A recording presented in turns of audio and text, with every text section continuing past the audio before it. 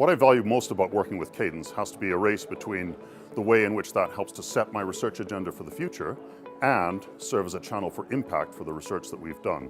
It's also huge fun.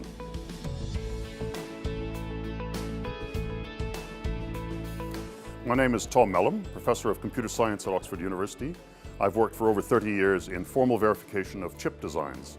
I've worked with many companies in the semiconductor industry over my time as a researcher, and it's always been extremely valuable to me. One example was a long collaboration with Intel in the area of data path verification, focused around their internal verification tool, the Forte tool. This was revolutionary in its time, and I think represented one of the high watermarks of formal verification ever.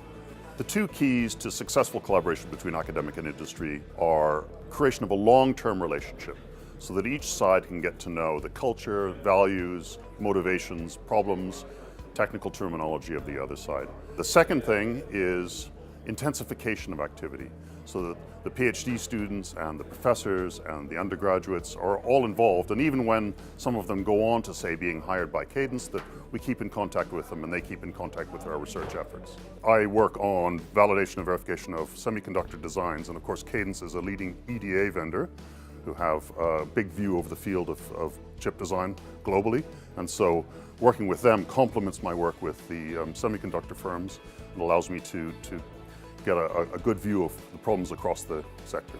Ziyad Hanna, one of the senior managers in Cadence, is a visiting professor in my department, and he's an expert in formal verification.